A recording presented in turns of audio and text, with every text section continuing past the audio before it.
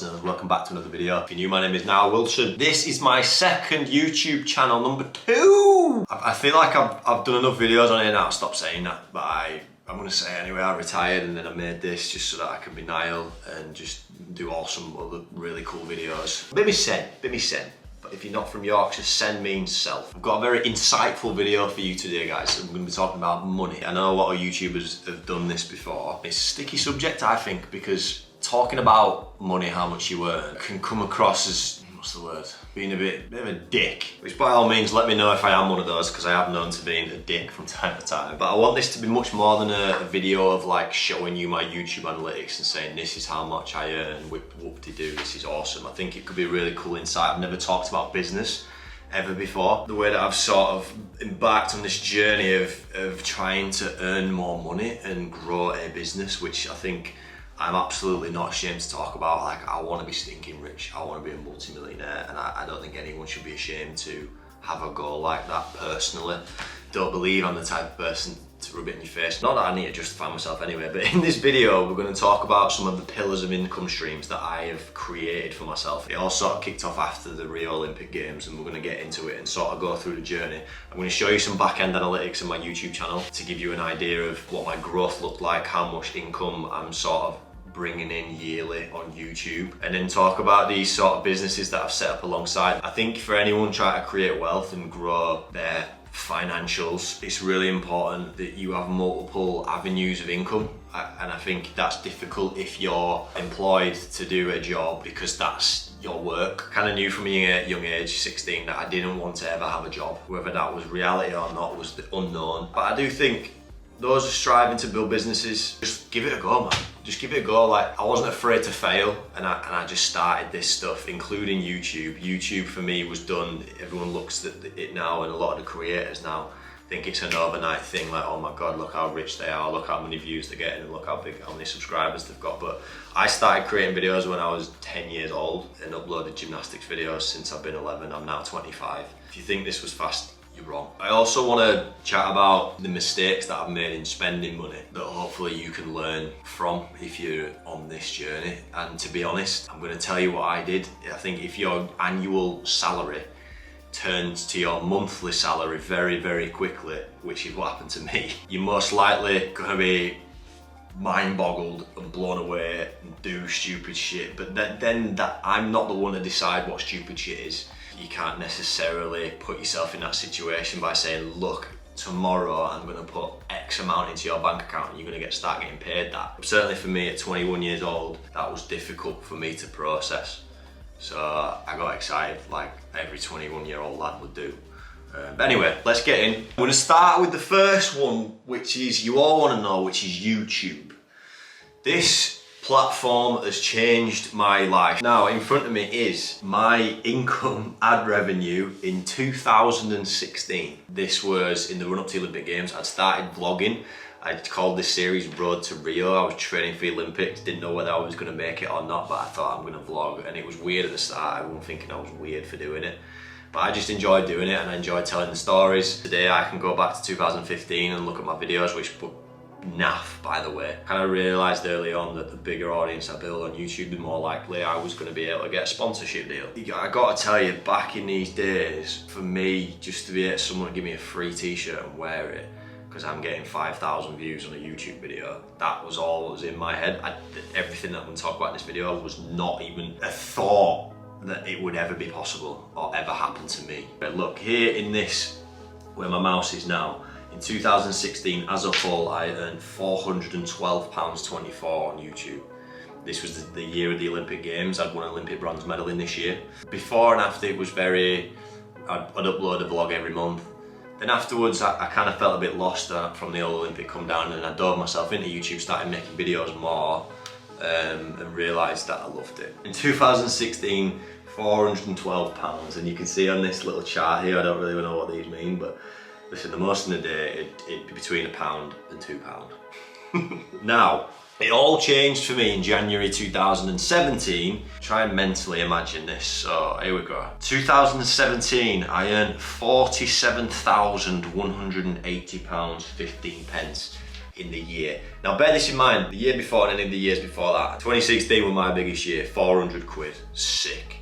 Like, I'm making videos and I can make 400 extra quid, which works out probably like 40 quid a month, maybe. And then, boom, all of a sudden, in a whole year, I nearly made 50 grand, which at the time, as an athlete, I wasn't making that in a year at all. So things started to change real quick, and if you can see here, I had 70 million views. If we just go back in 2016, I had 850,000. So 850,000 to 70 million. So I had my come up. This was like, boom, I got the viral video, I had another viral video, I had another viral video. YouTube they were putting me on, I was hitting the algorithm, I started to understand the platform a little bit more, and I was buzzing. 21, all I wanted to do was make videos, and this was the most exciting thing that had probably ever happened to me in my life, and it started to open my eyes to think, holy shit, I could do something with this. On the 1st of January, I had around 15,000 subscribers. On Christmas Day that same year, I hit 500,000. So it was just like, the growth was insane.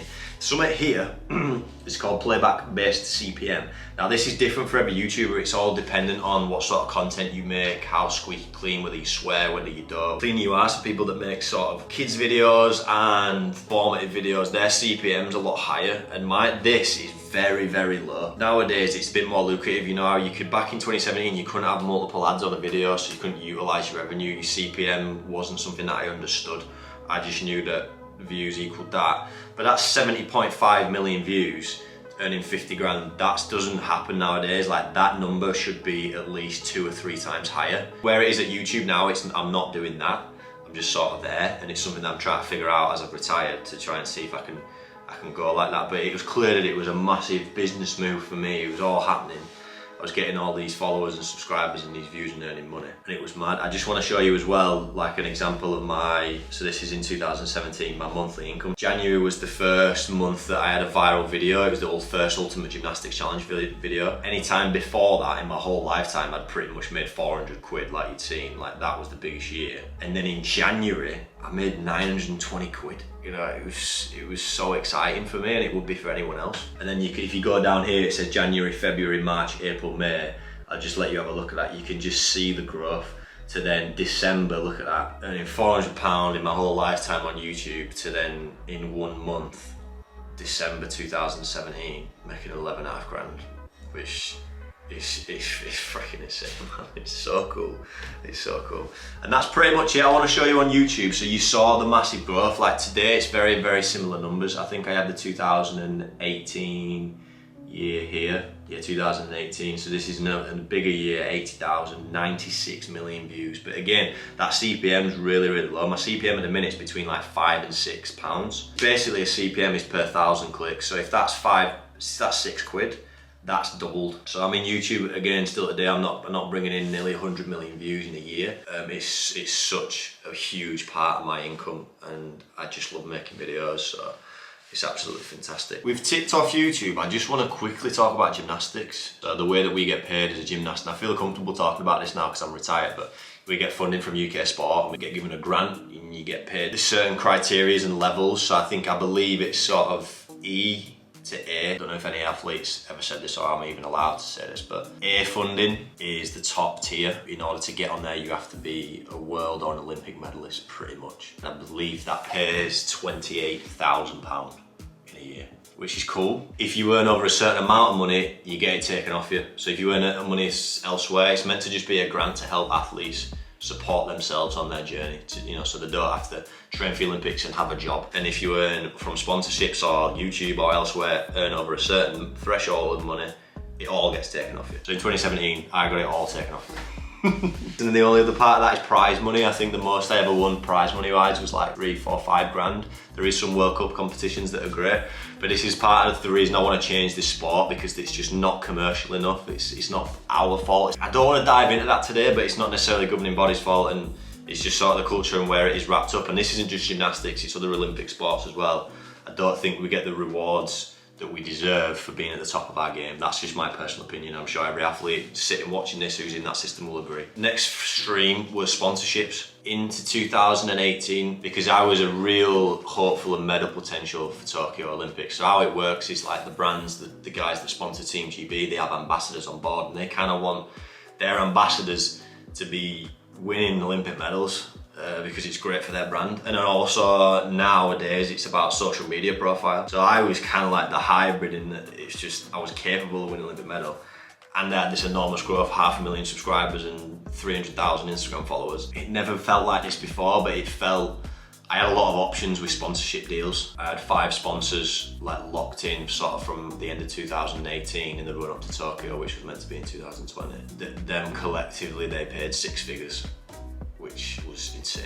There's a lot to do with those brands. Obviously, you're having to do a lot of social content. You're having to take a lot of your time and days away to do stuff for the brands. But you know, I started to get them heavily in 2018, which was absolutely epic. And still today, you know, it's a massive part of my income. Like Gymshark's contract with them is just insane. They're the most insane brand ever, I believe, and the perfect fit for myself. That was something bubbling away that my manager Luke was really, I didn't necessarily have these connections and conversations and communication with the brands. It was my agent, manager, and I was just focusing on training and doing YouTube videos basically, and they came along and it was incredible. It still is incredible. We've got YouTube, sponsorship, gymnastics.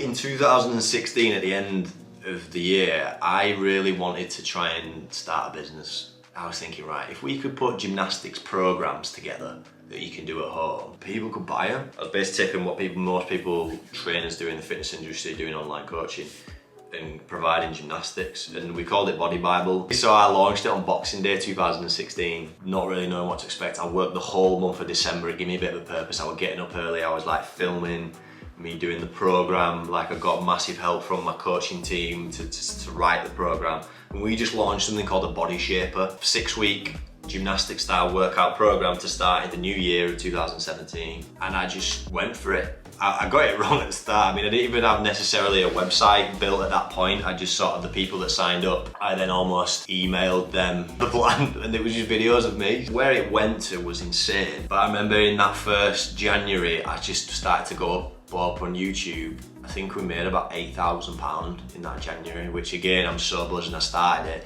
And then we went on to grow out the team, get a proper website, and we actually built a membership platform where people paid monthly subscription to have all the access to the skills. And we were teaching muscle up, we were teaching handstand, we were teaching planches, like gymnastics fundamentals. At the moment, I've realised over the time I'm not necessarily that passionate about fitness and coaching. My love was gymnastics, definitely, but pretty much today the Body Bible still exists. It's still out there, like people can access all the content, but it's not something I'm really pushing heavily. We've got 2 more. Number 5. NW Clothing. Where do we start with this bad boy? Wow. I talked about the growth in 2017 of the YouTube, and it was just insane. And at the time I was thinking, look, if I said at the end of the video, train smart, keep it real, you know, I did it every video, I still do it now, and it was like a trademark catchphrase. I was like, we just put this on a t-shirt and just see how we get on. What we did was I'd snapped my ankle in early 2017 and there were the British Championships, so I asked British Gymnastics if I could have a stand. This was when NW Clothing launched.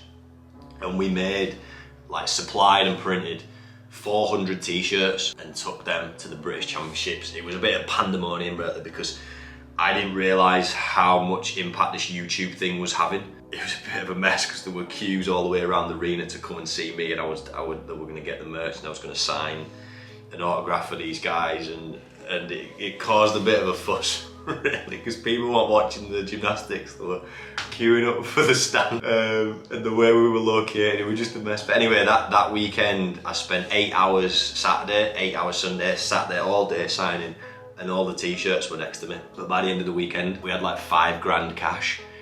We had like a big wad of cash, and it was like something we knew straight away that this was something that was fantastic and a real opportunity to build a bit of a business off the back of it. And you know, every vlog I was putting out back then was getting 200,000 to 500,000 views in 24 hours, so it grew massively. And I just want to give you like a similar example, a comparison. So we had £5,000 cash at that British Championships. Pretty much a year later, I just come off the back of the Commonwealth Games and we did the biggest merch drop what we ever did. But it was massive at the time, the amount of money we spent on stock. It was on the 5th of May we dropped, so it was perfect timing because I was still blowing up. I'd just come back off the back of the Commonwealth Games, which was a huge event for me, winning 5 medals, and we dropped it 10 AM, the merch drop on the on the 5th of May. And I remember I was having breakfast and I refreshed the PayPal after 7 minutes. We'd sold £15,000 of products in 7 minutes, which just completely, I just couldn't believe it. It was insane. And I think we went on to do, sales wise, I think we went on to do like £75,000 in 24 hours, which was very, very, very special. And as I'm saying this, I'm trying to keep it as an insightful thing. I'm not bragging by this, and you guys watching this are a lot of the reason that any of this is happening. But yeah, NW Clothing's definitely been probably the biggest earner for me in the last 3 years, without a doubt. The last thing, NW Gymnastics, the business, the actual gymnastics warehouse club business. With this is a long-term plan. This is like really, really exciting times for it. With this business, I want it to be huge. We want to expand out. We want to sort of franchise the NW Gymnastics brand and club and have sites in everywhere across the UK first, and then potentially even abroad across the world. We've got some incredible investors and partners, and with this it's made me 0 pennies, and it probably won't for a long time. I think the goal with this business is to grow it massive, just pump everything in, then hopefully in 10-15 years time we can have a big sale. Like selling a business, and particularly the biggest, however big we can create it, will sort of a huge long-term investment for me. Like, who knows for how many millions we could sell it when we do. But that's the goal with that, and we've actually had a bit of a shit start with the flood and COVID. Like, me personally, I pumped way into the 6 figures into this business and took risks, and the family's involved, and it's absolutely fantastic. But yeah, there you have it. I necessarily told you how much money I earn, but you can kind of work it out. Before, as being an athlete and a gymnast in the run up to the Olympics, I roughly made about £30,000 in a year, and by the time we get into these times, end of 2017, 2018 and beyond, that was times by 10, which was freaking insane, and I'm so grateful. And now my journey, as I've been retired, I really want to focus on these things and try and level up to the next level. Like, I just, part of it is I just love the growth. It's not necessarily about the money, and I did want to talk about that when I sort of was 21, 22. That influx of money coming in, it was hard for me to cope with, and I then found spending it became a bit of a buzz. And you are watching this when you're spending all your time scrolling through online shopping sites. Shopping can be an obsession and an addiction, without a doubt. It's euphoric, the way that you have something on your screen, or you're there in a shop and you spend your money that you've earned and you get something new that makes you feel good. And for a long period of time, if I could go back, I wish I hadn't spent the money I did on the things that I'm sat in, necessarily this flat, the clothes, the Gucci, the freaking Louis Vuitton, all of that stuff. And then obviously I've talked about my mental health journey. I was partying like a freaking celebrity, or what at least I thought at the time, just being a dick, and I was gambling. If I could go back, I wouldn't change it, because it's made me realise, and as I said at the start of this video, you're the one to go on that journey yourself. Like, no matter what I say, you're still going to do what you're going to do. You're going to buy a Louis Vuitton bag. But I can honestly say, I want to grow, and I want to be wealthy, and I want to continue to grow, and I want to be a millionaire. But I can tell you right now that those material things and what I've experienced, it does not make you happy. I was sat in this flat, this penthouse on my own, depressed, crying my eyes out, wearing Gucci, thinking, what is life? Like, I don't know what I want to do with this life. It's a message that it's very quick for someone to say that's not in my position to go, yeah, well, you're just saying that because you've got money. I'm telling you right now, it does not make you fulfilled and happy. And we talk a lot about things that we're trying to do to feel those feelings. But listen, I'm gonna wrap up there. I feel like I've waffled on. Hopefully this gives you an insight to our businesses. And when I say our, I just want to say a massive thank you, biggest thank you to 2 people, my manager Luke Sutton. There's lots that goes on behind the scenes. All of this stuff that I've talked about is not just me. We set it up so that I could just do gymnastics and vlogging, and that's what I was good at. The rest behind the scenes, we had a massive team, and the other person is Joanna, my sister. She's involved in everything that I do. We're involved in everything each other does. She is an absolute rock, and without her and Luke, I would not be where I am today. Thank you, two, if you're watching this. You probably will be. But yeah, back flipping that subscribe button. This is my second channel. If you want to hear more videos like this, insightful stuff to what's going on behind the scenes, it certainly will be showing on this channel. I'm going to be uploading all sorts of stuff that I don't normally put on the main channel. It's not just gymnastics. So yeah, man, Let's all become millionaires together, let's do it. Start that business. If you wanted to start a business, just try it, man. Just literally try it. That's my advice anyway. Hopefully you have the courage and you sort of scrap the fear of failure and say, look, I'm embracing failure if I make mistakes. Because by the way, it's a whole nother video how many freaking mistakes that we've made. I'll see you in the next video because you're definitely going to subscribe now.